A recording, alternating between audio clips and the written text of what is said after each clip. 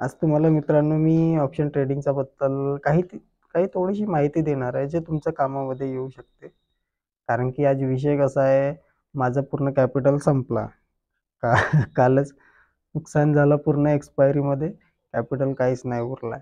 तर मग करायचं काय? बोर वाटत होता म्हणून म्हटलो की चला एक व्हिडिओ बनवतो.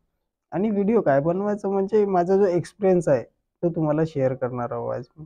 तर मित्रांनो प्लीज व्हिडिओ आखरीपर्यंत बघजा. तुम्ही बघितलं तर तुमच्या डोक्याची बत्ती कमीत कमी थोडीशी तरी जळणार की ऑप्शन ट्रेडिंग काय आहे आणि त्याचं महत्त्व काय आहे. त्याच्यामध्ये व्यक्ती खरंमध्येच पैसा बनवू शकते की खरंमध्येच पैसा कमवू शकते. कारण की ज्यादातर सर्वजण हेच म्हणतात की 99% लोकं पैसा याच्यामध्ये गमावतात.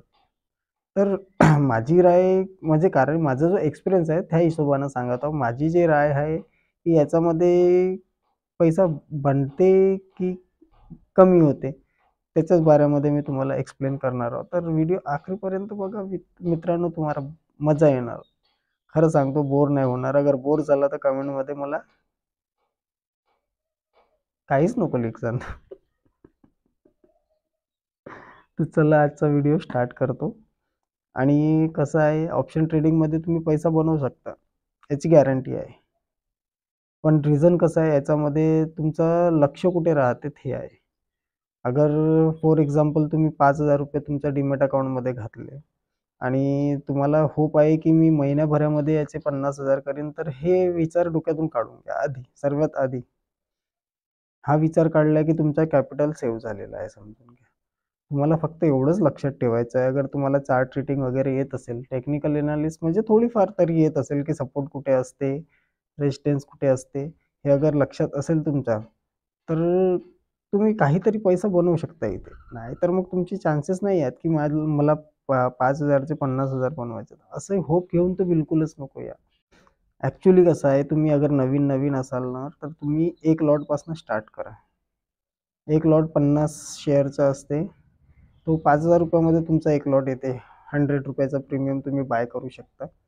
आणि त्याच्यामध्ये अगर तुमची ट्रेड सही आहे, तुम्ही राईट आहात, तर तुम्हाला जास्तीत जास्त फक्त ₹5,000 वर अगर तुम्हाला ₹500 पण मिळाले ना, तुमची ट्रेड एक्झिट करून घ्या. त्याचं रिझन हे आहे, की 5,000 वर 500 मिळाले म्हणजे तुम्हाला 10% मिळाले. इतका तर बँक पण नाही देत. पण तुम्हाला होप काय असते, की नाही मला ₹500 आले तर ते 1000 झाले पाहिजे. 1000 झाले तर त्याचे 1.5 झाले पाहिजे. ह्या चक्करमध्ये ते तुमचे 500 बी नुकसानमध्ये चालले जातात.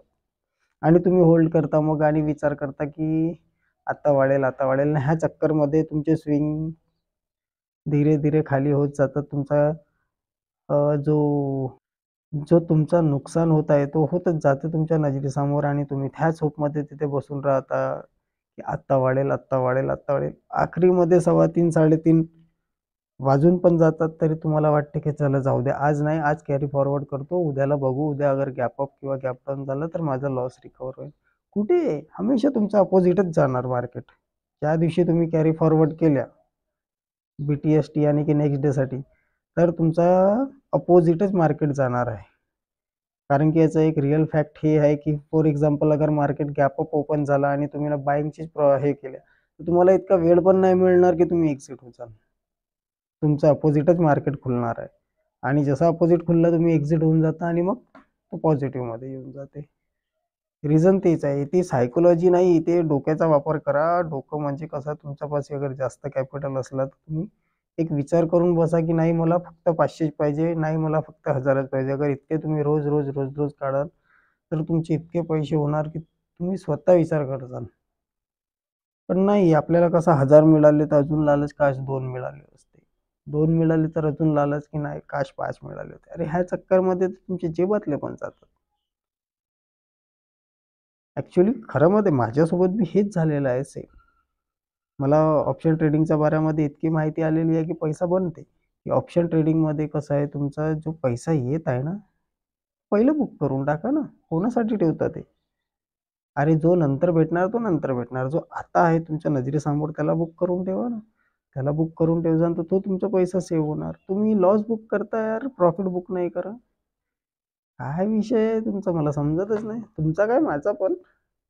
आणि व्हिडिओ चांगली वाटली असेल तर प्लीज लाईक करा आणि त्याच्यानं मला पण मोटिवेट मिळेल की नाही माझे व्हिडिओ लोकांना आवडते. मी काही बोलतो त्यांच्या डोक्यामध्ये जाते म्हणून. नाहीतर मग काय आहे, चालू आहे तुमचं तर चालूच राहणार. ओके.